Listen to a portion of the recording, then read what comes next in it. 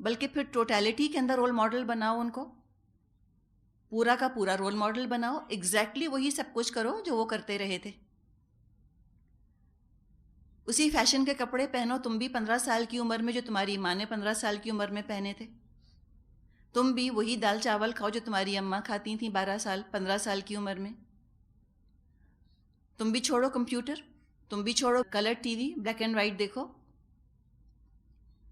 اور اگر تمہاری ماں کو کبھی چوٹ لگی تھی، کبھی ماں کا ہاتھ ٹوٹا تھا 16 سال کی عمر میں، یا ماں کا اگر کبھی پاؤں جلا تھا 18 سال کی عمر میں، تو جلاؤ، تم بھی جلاؤ.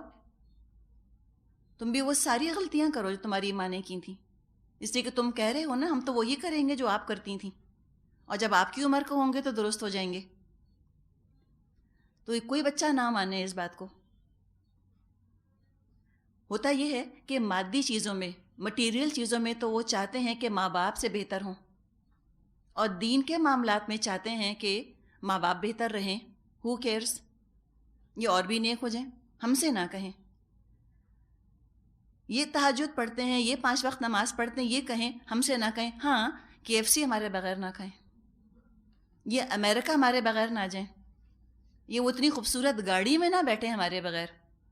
کبھی اگر آپ چپکے سے چلے گئے اپنے ہسبینڈ کے ساتھ کہیں کھانے اور بچوں کو پتہ چل گیا تو اتنا گلٹی فیل کرائیں گے، ایسے آپ کو وہ ملامت زدہ نظروں سے دیکھیں گے ہمارے بغیر چلے گئے.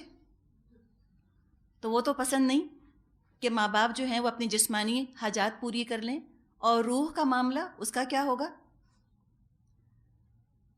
تو روحانی معاملات میں بھی تو ان کو چاہیے کہ ماں باپ کے سٹینڈرڈ پر آ جائیں. جو لیونگ سٹینڈرڈ ہوتا ہے ماں باپ کا، اس پر وہ اپنے بچوں کو بھی رکھتے ہیں. جس گھر میں خود رہتے ہیں، جو خود کھاتے ہیں، جس گاڑی میں خود بیٹھتے ہیں، وہی چیزیں بچے استعمال کرتے ہیں. تو جب مادی طور پہ ماں باپ کے لیونگ سٹینڈرڈ پہ بچے رہتے ہیں، تو پھر روحانی طور پہ آخر وہ ماں باپ کے سٹینڈرڈ پر کیوں نہ آئیں؟ Why not? ہوتا ہے یہ ہے کہ شروع میں کیا پتا ماں باپ کو خود علم نہیں تھا، وہ علم کے لحاظ سے غریب تھے، تو انہوں نے بچوں کو بھی اسی غربت کے اندر پالا. اب وہ علم کے لحاظ سے امیر ہو گئے تو بچوں کو اب وہ وہی سب کچھ، وہی علم کی دولت دینا چاہتے ہیں جو ان کے پاس ہے. یہ بھی تو ہوتا ہے بعض دفعہ کہ جب بچے چھوٹے ہوتے ہیں تو ماں باپ مادی طور پہ غریب ہوتے ہیں، بہت سمپل زندگیاں ہوتی ہیں. اس کے بعد جب ماں باپ کا ہاتھ کھلتا ہے، پیسہ زیادہ آتا ہے، تو پھر بچوں کا لیونگ سٹینڈرڈ بھی اونچا ہو جاتا ہے. تو بالکل اسی طرح سے یہ بچوں کو بتانا چاہیے کہ تم ہماری غلطیوں سے سبق سیکھو، ہم نہیں چاہتے کہ تم وہی مسٹیکس کرو. اگر تم خود اپنا ہاتھ جلانے پر اصرار کرتے ہو کہ ہم بھی خود تجربہ کریں گے کہ ہاتھ جلتا ہے تو کیسے ہوتا ہے، تو یہ تو عقل مندی نہیں ہے. ہم نے بتا دیا نا کہ یوں کرنے سے ہاتھ جل جاتا ہے. اور جن کا آپ دیکھیں، جن ماؤں کا یا جن باپوں کا خود کو نقصان ہوا ہو، خود کبھی گاڑی کا ایکسیڈنٹ ہوا ہو، وہ بچوں کے بارے میں کتنا محتاط ہوتے ہیں کہ بچے جو ہیں وہ کبھی اس طرح گاڑی نہ چلیں. کوئی چولہے سے خود جلا ہو، وہ چولہے کے بارے میں کتنا محتاط ہوتا ہے کہ ماچس نیوں جلانا، ایسے کرنا، ایسے نہ کرنا. تو جو والدین نے نقصان اٹھایا ہوتا ہے وہ تو بچوں کے بارے میں زیادہ کانشیس ہوتے ہیں. کبھی ان کا یہ رویہ نہیں ہوتا کہ چلو ٹھیک ہے سیکھنے دو تجربے سے، ان کو کرنے دو وہی غلطیاں پھر سے. آپ کے نہ چاہتے ہوئے غلطیاں کر لیں، کہنا نہ مان کے غلطیاں کریں، پھر وہ اور بات ہے، وہ ان کی ذمہ داری ہے. لیکن ماں باپ کو بھی کوشش کرنی ہے اور بچوں کو یہ لاجک استعمال کرنے سے روکنا ہے. ان کی حوصلہ افزائی نہیں کرنی، ان کو ایک طرح کے اپنے چہرے کے تاثر سے شاباشیاں مت دیں کہ واہ کیا تم نے یونیک پوائنٹ بیان کیا، تم نے تو ہم کو چپ کرا دیا. وہ بار بار یہی بات کہیں گے، وہ کل جا کے دوستوں کو بھی سکھائیں گے کہ تم یوں کرنا. اماں کہیں نا نماز پڑھو تو کہنا کہ آپ خود تو نہیں پڑھتی تھیں نا، تو دیکھنا اماں کتنی شرمندہ ہوں گی. تو یہ نہ کریں، ان کو بتائیں کہ کوئی عقل مندی نہیں، پرلے درجے کی حماقت کی بات ہے. باپ دادا کو فالو کرنا کوئی ضروری نہیں. جب ٹیکنالوجی میں اور مٹیریل ایڈوانسمنٹ میں تم باپ دادا کو فالو نہیں کرتے تو یہ دین میں آخر باپ دادا کو فالو کرنے والی بات کیوں کرتے ہو؟ وہ تو نبی اکرم صلی اللہ علیہ وسلم سبھی کے لیے رول ماڈل ہیں. تو وہی بات فرمائی کہ اولو کان الشیطان یدعوہم الی عذاب السعیر، بھڑکتے عذاب کی طرف بلائے گا شیطان بھڑکتی آگ کے عذاب کی طرف، تو کیا پھر بھی پیچھے چلیں گے یہ اسی کے؟ بلکہ کرنا کیا ہے؟ فرمایا آیت 22 وَمَن يُسْلِمْ وَجْهَهُ إِلَى اللَّهِ وَهُوَ مُحْسِنٌ فَقَدِ اسْتَمْسَكَ بِالْعُرْوَةِ الْوُثْقَىٰ وَإِلَى اللَّهِ عَاقِبَةُ الْأُمُورِ۔ جو شخص اپنے آپ کو اللہ کے حوالے کر دے اور عملاً نیک ہو، اس نے فی الواقع ایک بھروسے کے قابل سہارا تھام لیا، اور سارے معاملات کا آخری فیصلہ اللہ ہی کے ہاتھ میں ہے۔ یہ ہے دراصل جو کہ ایم آف لائف بنانا چاہیے، زندگی کا ہدف یہ ہونا چاہیے، مقصد زندگی کہ اللہ راضی ہو جائے، بلند ترین نسب العین بنا لے انسان اپنا، سارے اعمال خوبصورتی سے کرے، محسن بن جائے، باہر عمل میں اسلام اور دل میں ایمان۔ یہ ہے محسن بننے کی ریسیپی۔ تقوی کی روح کے ساتھ شریعت پر عمل کرتا رہے اور دنیا میں پرسلے کی توقع نہ کرے۔ اگر مل گیا تو بونس ہے، دنیا میں کوئی کامیابی مل گئی، کوئی دنیا میں شہرت یا تعریف مل گئی تو وہ تو سمجھیں کہ ایکسٹرا بونس ہے، نفل چیز ہے، انفال ہے، یہ اصل صلہ تو نہیں۔ اگر یہ دنیا میں نہ تعریف، نہ شہرت، نہ مقبولیت، نہ قبولیت، کچھ بھی نہ ملا، کوئی بات نہیں، اللہ کے ہاں صلہ ضرور ملے گا۔ وَإِلَى اللَّهِ عَاقِبَةُ الْأُمُورِ، تمام معاملات اللہ کی طرف لوٹائے جاتے ہیں۔ اصل انشاءاللہ تعالی بدلہ تو وہ دے گا تمہاری محنتوں کا، تمہاری کوششوں، تمہارے جہاد کا، تمہارے محسن ہونے کو جس طرح وہ انعام دے گا، جس طرح وہ پرکھے پہچانے گا، جس طرح وہ اپریشیٹ کرے گا تمہارے محسن ہونے کو، ساری دنیا مل کر بھی نہیں کر سکتی۔ تو بس کیا کرو کہ تم عروۃ الوثقی مضبوط تھام لو، اللہ کی رسی کو مت چھوڑنا، اللہ کے کنڈے کو نہ چھوڑنا۔ ساری دنیا ہاتھ سے جاتی ہے تو جائے، عروۃ الوثقی یہ نہ چھوٹنے پائے۔ لیکن اگر کوئی ٹیمپٹیشنز کا شکار ہو گیا اور کسی نے اللہ سے رخ موڑ لیا تو فرمایا وَمَن كَفَرَ فَلَا يَحْزُنْكَ كُفْرُهُ إِلَيْنَا مَرْجِعُهُمْ فَنُنَبِّئُهُم بِمَا عَمِلُوا إِنَّ اللَّهَ عَلِيمٌ بِذَاتِ الصُّدُورِ نُمَتِّعُهُمْ قَلِيلًا ثُمَّ نَضْطَرُّهُمْ إِلَىٰ عَذَابٍ غَلِيظٍ۔ اب جو کفر کرتا ہے اس کا کفر تمہیں غم میں مبتلا نہ کرے، انہیں پلٹ کر تو ہماری ہی طرف آنا ہے، پھر ہم انہیں بتا دیں گے وہ کیا کچھ کر کر آئے ہیں۔ یقیناً اللہ سینوں کے چھپے ہوئے راز تک جانتا ہے۔ ہم تھوڑی مدت تک انہیں دنیا میں مزے کرنے کا موقع دے رہے ہیں، پھر ان کو بے بس کر کے ایک سخت عذاب کی طرف کھینچ لے جائیں گے۔ تو فرمایا کہ دیکھو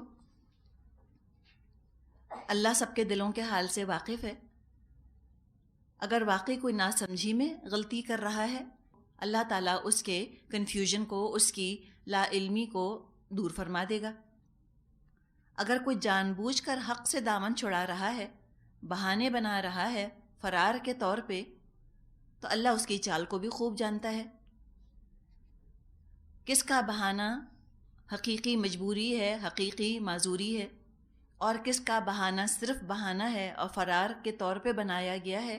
اللہ سب کی نیتوں کو جانتا ہے، علیم بذات صدور ہے، کس کے دل میں کیا ہے، دل میں اٹھنے والے خیالات سے بھی واقف ہے جو آج اٹھ رہے ہیں، اور کل مستقبل میں کیا خیالات اس کے دل میں اٹھیں گے اللہ تو ان سے بھی واقف ہے، سب جانتا ہے۔ تو تم متقی بن جاؤ، تقوی اختیار کرو، تم لوگوں کے سامنے سچا بننے کے بجائے اللہ کے سامنے سچا بننے کی فکر کرو، اور یہ جانتے ہیں کتنا بھی اللہ کی بات ماننے سے انکار کر رہے ہوں، اللہ کی طاقت کا ان کو بھی علم ہے، ان کو بھی اس کا احساس ہے، کفار مکہ کو۔ فرمایا آیت 25-26 وَلَئِن سَأَلْتَهُم مَّنْ خَلَقَ السَّمَاوَاتِ وَالْأَرْضَ لَيَقُولُنَّ اللَّهُ قُلِ الْحَمْدُ لِلَّهِ بَلْ أَكْثَرُهُمْ لَا يَعْلَمُونَ لِلَّهِ مَا فِي السَّمَاوَاتِ وَالْأَرْضِ إِنَّ اللَّهَ هُوَ الْغَنِيُّ الْحَمِيدُ۔ اگر تم ان سے پوچھو کہ زمین اور آسمانوں کو کس نے پیدا کیا ہے تو یہ ضرور کہیں گے اللہ نے، کہو الحمدللہ، مگر ان میں سے اکثر لوگ جانتے نہیں ہیں۔ آسمانوں اور زمین میں جو کچھ ہے اللہ ہی کا ہے، بے شک اللہ بے نیاز اور آپ سے آپ محمود ہے۔ یعنی خالق کی حد تک، کریٹر گاڈ کی حد تک تو وہ ماننے کو تیار تھے، کہتے تھے ہاں اللہ نے بنایا ہے۔ کسی مشرک نے کبھی یہ دعویٰ نہ کیا کہ آسمان کو لات نے بنایا ہے اور زمین کو منات نے بنایا ہے یا پودوں کو جو ہے حبل نے بنایا ہے، کبھی نہیں۔ لیکن مسئلہ ان کا یہ تھا کہ وہ اللہ کا مالک ہونا اس میں غلطی کرنے لگ گئے تھے۔ خالق ہونے میں تو پتا تھا انہیں کوئی شریک نہیں۔ آج بھی کوئی نہیں کہتا کہ معین الدین چشتی نے آسمان یا زمین بنائے ہیں، یا گنج بخش نے جو ہے وہ جانوروں کو پیدا کیا ہے، یا معین الدین اجمیری جو ہیں انہوں نے سورج کو بنایا ہے۔ یہ کوئی نہیں کہتا، سب مانتے ہیں کہ اللہ نے بنایا۔ غلطی کہاں ہے؟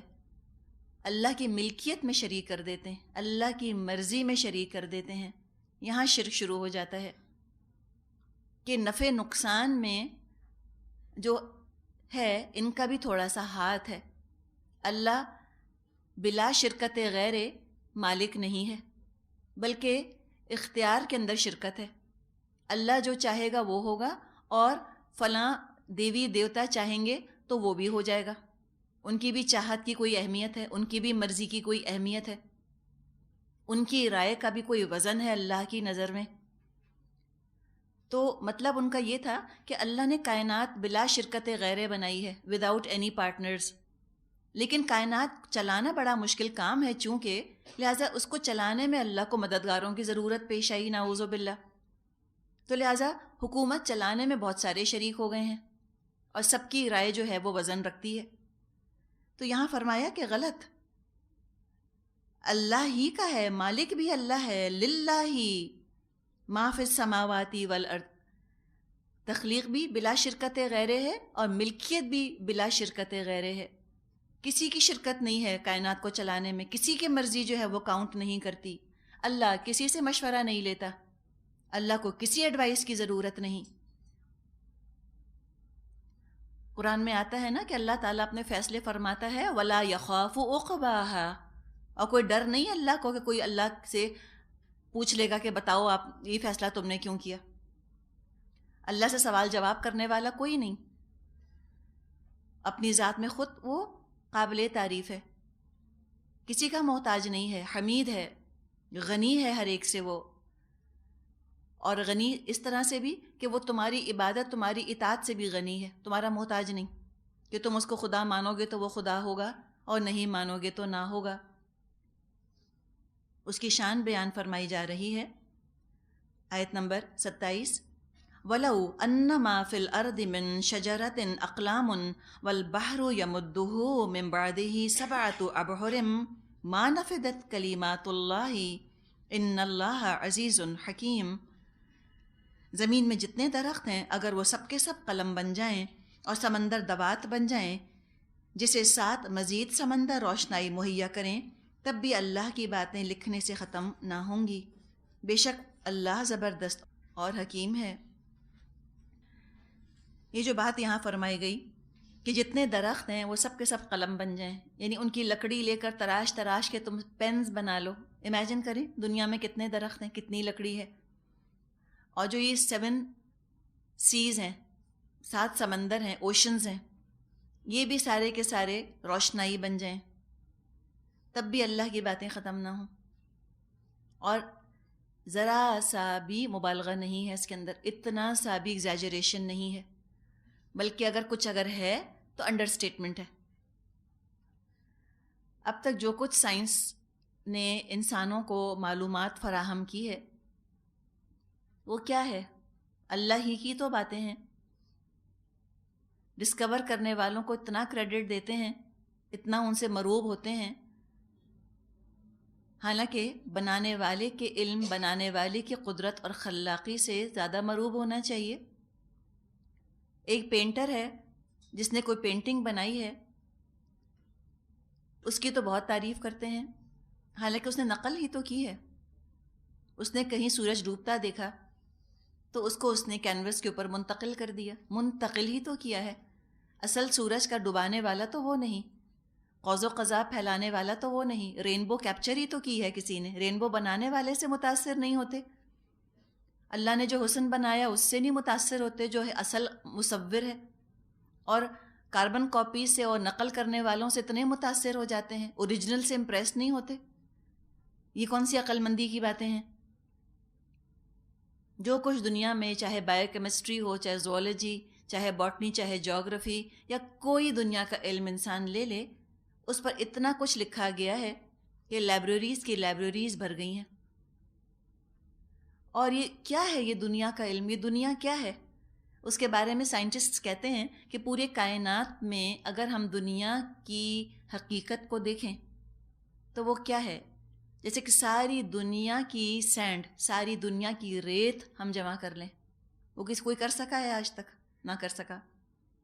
ساری دنیا کی ریت جمع کر لی جائے اور اس ریت میں سے ایک ذرہ اٹھایا جائے تو وہ جو ریت کا ذرہ ہے یہ ہماری دنیا ہے. یہ ساری دنیا کی معلومات تو ایک ذرے کے برابر ہے. تو کائنات آپ دیکھیں ان اینڈنگ، لا متناہی ہے، نہ پیدا کنار ہے. کائنات کنارہ نہیں ملتا. انسان جتنا زیادہ کائنات کے بارے میں سوچتا ہے، کائنات اتنی، اور جتنا آبزرو کرتا ہے، جتنا مشاہدہ کرتا ہے کائنات کا، کائنات اتنی پھیلتی چلی جا رہی ہے. تو اس میں ذرا سا بھی مبالغہ نہیں کہ سارے سمندر سیاہی بن جائیں اور سارے درخت جو ہیں وہ قلم بن جائیں اور اتنے ہی سمندر اور ان کی مدد کو آ جائیں، تب بھی اللہ کی باتیں ختم نہ ہوں. اللہ کی خلاقی کی انتہا نہیں. اتنی چھوٹی سی جینز پہ جو کروموزومز ہیں انسان کے اندر، ان کروموزومز کے اندر جتنا اللہ نے مٹیریل ڈال دیا ہے، اگر اس کو لکھنا شروع کرے، کوئی کاغذ پر منتقل کرے، تو انسائکلوپیڈیا برٹانیکا اس کے سامنے کچھ بھی نہ ہو. اتنا کچھ جو ہے وہ کتنی ہزاروں کتابوں کے اندر وہ علم آئے جو اللہ تعالیٰ نے اس نا نظر آنے والی جینز کے اندر رکھ دیا ہے، یا نا نظر آنے والے کروموزومز کے اندر رکھ دیا ہے. تو اللہ کی تو خلاقی ہے نا، کیا اس کی شان ہے. زبردست ہے، فرمایا بہت حکمت والا ہے. ہر چیز کو اس نے بہت ہی حکمت کے ساتھ بنایا ہے. کچھ اللہ کے لیے مشکل نہیں، بڑی قدرت ہے اس کی خلاقی کی. ما خلقکم ولا بعثکم الا کنفس واحدہ ان اللہ سمیع بصیر. تم سارے انسانوں کو پیدا کرنا پھر دوبارہ جلا اٹھانا، اس کے لیے بس ایسا ہے جیسا ایک متنفس کو پیدا کرنا اور زندہ کر دینا. حقیقت یہ ہے اللہ سب کچھ سننے اور دیکھنے والا ہے. تو یہاں انسانوں کی تنگ نظری کو دور کیا جا رہا ہے، کم علمی کو دور کیا جا رہا ہے کہ تمہیں کیا اتنی حیرت ہوتی ہے یہ سن کر کہ اللہ جو ہے وہ مردوں کو زندہ کر دے گا. بغیر کسی چیز کے جو آسمان اور زمین بنا سکتا ہے، بدیع السماوات والارض ہے، بن دیکھے بنانے والا، بغیر کسی چیز کے بنانے والا آسمانوں اور زمین کو. تو تم کو جب بنا دیا ایک دفعہ اس نے، دوبارہ تم کو بنا دینا کون سی بڑی چیز ہے؟ کیا مشکل ہے اس کے اندر؟ زندگی اور موت کا الٹ پھیر تو تم اپنے چاروں طرف دیکھتے رہتے ہو. اس کی طرف اشارہ فرمایا کہ دیکھو کیا کائنات کا نظام ہے جو چل رہا ہے، کیسے رات دن آتے جاتے ہیں، کیا الٹ پھیر ہے روشنی کا اور تاریکی کا اور زندگی کا اور موت کا. تو تم کو اللہ تعالیٰ نے اس وقت زندہ کیا ہے، دوبارہ موت کیوں نہیں دے سکتا؟ موت کو تو مانتے ہو، اس لیے کہ مشاہدہ ہے. مسئلہ کیا ہے کہ بعد سے بعد الموت کا تم نے مشاہدہ نہیں کیا ہوا، تم نے آبزرو نہیں کیا، تم سائنٹیفکلی ثابت نہیں کر سکتے، تو اس لیے تم اس کا انکار کرنے لگ گئے ہو. یہ تو بہت تنگ نظری ہے. اپنے علم کی محدودیت سے آگاہ ہونا چاہیے انسان کو. بعض دفعہ اپنے علم کے بارے میں جو غلط فہمی ہوتی ہے وہ لا علمی سے زیادہ نقصان دہ ہوتی ہے. لا علمی کیا پتہ اتنا نقصان نہ دے جتنا کہ غلط علم نقصان دے دیتا ہے، یا غلط فہمی جو نقصان دے دیتی ہے وہ زیادہ خراب ہوتی ہے. فرمایا الم تری ان اللہ یولج اللیل فی النہار ویولج النہار فی اللیل وسخر الشمس والقمر کل یجری الی اجل مسمی وان اللہ بما تعملون خبیر. کیا تم دیکھتے نہیں ہو اللہ رات کو دن میں پروتا ہوا لے آتا ہے اور دن کو رات میں؟ اس نے سورج اور چاند کو مسخر کر رکھا ہے، سب ایک وقت مقرر تک چلے جا رہے ہیں۔ اور کیا تم نہیں جانتے کہ جو کچھ بھی تم کرتے ہو اللہ اس سے باخبر ہے؟ ذالک بأن اللہ هو الحق وأن ما يدعون من دونه الباطل وأن اللہ هو العلی الکبیر۔ یہ سب کچھ اس وجہ سے ہے کہ اللہ ہی حق ہے، اور اسے چھوڑ کر جن دوسری چیزوں کو یہ لوگ پکارتے ہیں وہ سب باطل ہیں، اور اس وجہ سے کہ اللہ ہی بزرگ اور برتر ہے۔ یعنی اگر چاند سورج کو تم یہ سمجھ کے پوج رہے ہو کہ وہ خود مختار ہیں، انڈیپینڈنٹ ہیں، تمہاری قسمتوں پر اثر انداز ہو سکتے ہیں، تو بالکل غلط۔ ان کی تو اپنی زندگی ان کے اپنے بس میں نہیں، وہ تو خود مسخر ہیں، خود مخلوق ہیں، کسی کے حکم سے آتے ہیں اور کسی کے حکم سے چلے جاتے ہیں، تو ان کو کیوں پوچھتے ہو؟ ان کے بنانے والے کو پوجو۔ جو کچھ تم عمل کرتے ہو ہر چیز اللہ کے علم میں ہے۔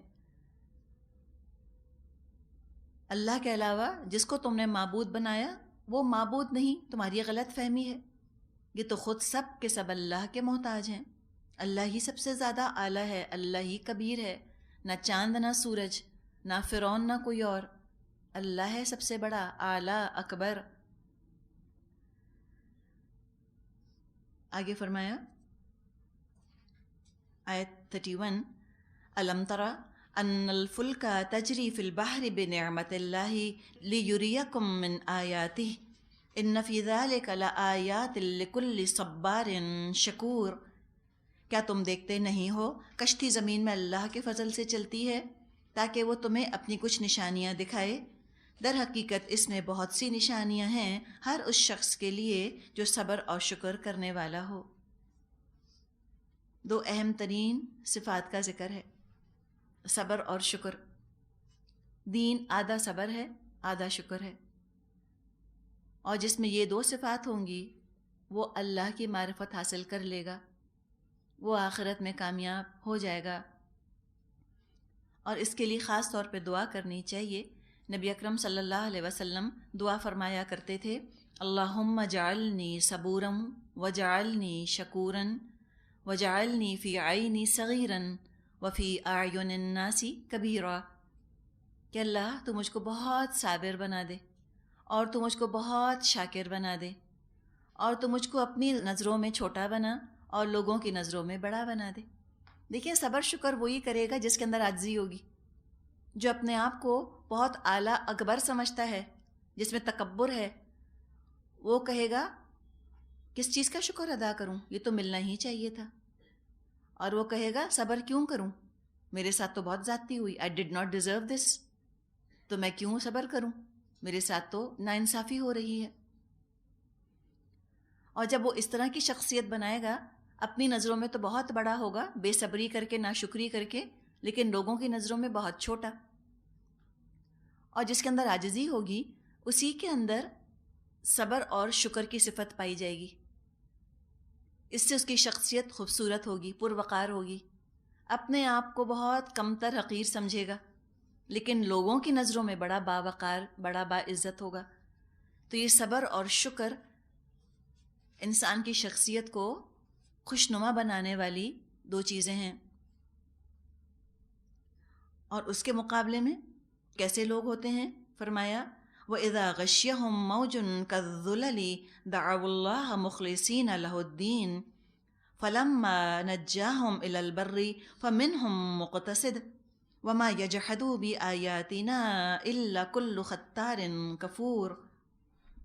اور جب سمندر میں ان لوگوں پر ایک موج سائبانوں کی طرح چھا جاتی ہے تو یہ اللہ کو پکارتے ہیں اپنے دین کو بالکل اسی کے لیے خالص کر کے، پھر جب وہ بچا کر انہیں خشکی تک پہنچا دیتا ہے تو ان میں کوئی درمیانی چال چلتا ہے، اور ہماری نشانیوں کا انکار نہیں کرتا مگر ہر وہ شخص جو غدار اور ناشکرا ہے۔ اب یہاں جو مخلصین لہ الدین کی بات کی گئی، دین سے مراد عقیدہ بھی ہے، عقیدوں کو پیوریفائی کر لیتے ہیں، سارے معبود بھول جاتے ہیں، ان کو کوئی یاد نہیں آتا، اور دین سے مراد عمل بھی ہے۔ عمل بھی ان کا ایسا اچھا ہو جاتا ہے، کوئی ایسا کام اس وقت کرنا نہیں چاہ رہے ہوتے جس سے کہ اللہ نے منع کیا ہو۔ موجن کا ذللی سے مراد جنرلی اگر ہم دیکھیں مشکلات، جب زندگی کسی طوفان میں گر جائے، مشکلات کا طوفان آ جائے انسان کی زندگی میں، تب تو اللہ ہی یاد آتا ہے۔ لیکن اللہ جب نجات دے دیتا ہے، امن دے دیتا ہے، تو کوئی ایسا ہوتا ہے جو کہ اقتصاد برتتا ہے۔ اب اقتصاد برتنا یہ کیا ہوا کہ بیچ کی چال چلتا ہے۔ ایک مطلب تو یہ ہو سکتا ہے کہ کم ہی ایسے ہوتے ہیں کہ جو کہ توحید پر ثابت قدم رہیں، اور یہ مطلب بھی اقتصاد کا ہو سکتا ہے کہ ان میں سے بعض لوگ ایسے یعنی کہ میڈیوکر قسم کے ہو جاتے ہیں کہ اپنے شرک پر وہ اتنی شدت سے قائم نہیں رہتے جتنا کہ پہلے رہے ہوتے ہیں۔ ٹھیک ہے، یعنی کیا ہوتا ہے، اقتصاد کے دو مطلب ہیں۔ ایک کیا کہ جب اللہ ان کی مشکل دور کرتا ہے اور اقتصاد برتتے ہیں، یعنی ان کا غلط جو عقیدہ تھا اس میں کمی آ جاتی ہے۔ مراد کیا ہے، بھلائی کی طرف چل پڑتے ہیں۔ ٹھیک ہے، کلیئر ہوا آپ کو؟ یہ اقتصاد تو اچھا ہوا نا، اچھا اقتصاد ہوا کہ یعنی کہ اپنے غلط عقیدے کو انہوں نے چھوڑنے کا سوچا، اس سے دوری اختیار کرنے لگ گئے۔ اور اقتصاد کا ایک نیگیٹو مطلب بھی ہے، یعنی اس مشکل میں پڑھ کے جتنے خلوص کے ساتھ اور جس توحید کی کیفیت کے ساتھ اللہ کو پکارا تھا، مشکل گزر جانے پر وہ اخلاص کی کیفیت ٹھنڈی ہو جاتی ہے، دھیمی پڑ جاتی ہے، پھر اقتصاد برتنے لگتے ہیں، پھر میڈیوکرز ہو جاتے ہیں۔ تو اگر انسان شرک سے نکلتے ہوئے میڈیوکر ہو رہا ہے تو یہ تو اچھا ہے۔ جیسے اب بلیک ہے نا، اب بلیک کو وائٹ کرنا ہے تو اقتصاد تو ہوگا نا، بیچ میں گرے بنے گا۔ تو اگر یہ بلیک سے وائٹ بننے میں اقتصاد ہو رہا ہے، شرک سے توحید کی طرف آنے میں اقتصاد ہے، تو یہ مبارک ہے، اچھا ہے۔ لیکن اگر یہ وائٹ کو بلیک بنا رہے ہیں تو پھر بھی گرے کا شیڈ تو بیچ میں آئے گا۔ تو اگر توحید سے یہ کفر کی طرف جا رہے ہیں، اس میں اقتصاد برت رہے ہیں، تو پھر یہ نیگیٹو ہو گیا، برا ہو گیا۔ تو بہت سارے شیڈز، مختلف کیفیات ہیں جو کہ اس کے اندر بیان کر دی گئی ہیں۔ اور سختی سے انکار تو کون کرتا ہے اللہ کی آیات کا؟ خطار ہوتا ہے جو، اور کفور ہوتا ہے۔ خطار، خا تا را مادہ ہے، دھوکہ دینے والا۔ یہ خطار کو اردو میں ہم غدار کہتے ہیں، ٹریٹر۔ جس نے دیا اسی کی ناشکری شروع کر دی، اسی کے خلاف سازشیں شروع کر دیتا ہے، یعنی اللہ کے خلاف۔ اور کفور تو ہے ہی ناشکرا۔ اور حقیقت ہے کہ اگر ہم بالکل اس آیت کو انہی معنوں میں لیں، یعنی سمندر ہی کی تصویر سامنے لے کر آئیں، تو وہ کیا بے بسی ہوتی ہے، اس کو تو وہی سمجھ سکتا ہے جس کی کشتی یا جس کا جہاز کبھی بیچ سمندر میں طوفان کا شکار ہو گیا ہو۔ وہ خوب سمجھتا ہے اس بات کو کہ اللہ کے علاوہ اور کوئی نہیں، کوئی ہستی نہیں جو کہ نجات دے سکے۔ خاتمہ سورت کی آیات ہیں۔ فرمایا یا ایھا الناس اتقوا ربکم واخشوا یوما لا یجزی والد عن ولدہ ولا مولود هو جاز عن والدہ شیئا۔ لوگو، بچو اپنے رب کے غضب سے اور ڈرو اس دن سے جب کہ کوئی باپ اپنے بیٹے کی طرف سے بدلہ نہ دے گا، اور نہ کوئی بیٹا ہی اپنے باپ کی طرف سے کچھ بدلہ دینے والا ہوگا۔ ان وعد اللہ حق، بے شک اللہ کا وعدہ سچا ہے، حق ہے۔ فلا تغرنکم الحیات الدنیا، تو دیکھو تم کو دنیا کی زندگی ہرگز دھوکے میں نہ ڈالے۔ ولا یغرنکم باللہ الغرور، اور وہ بڑا دھوکے باز تم کو اللہ کے بارے میں دھوکہ نہ دینے پائے۔ پہلے تو یہ بیان کر دیا کہ قریب ترین رشتہ دار بھی مدد کو نہ آئیں گے قیامت کے دن۔ تو دیکھو دوسروں کی دنیا بناتے بناتے اپنی آخرت مت برباد کر بیٹھنا۔ جازن، جزا دینے والا، جازن، کوئی کسی کا بدلہ نہ بنے گا۔ اللہ کا وعدہ بالکل سچا ہے۔ مشکل وقت میں جب دنیا میں کوئی انسان گرفتار ہوتا ہے تو بہت سے سہارے آ جاتے ہیں، تسلی دینے والے آ جاتے ہیں۔ اگر قیامت کے دن کوئی اپنے گناہوں کی وجہ سے مشکل میں گرفتار ہوا، کوئی چھڑانے نہ آئے گا۔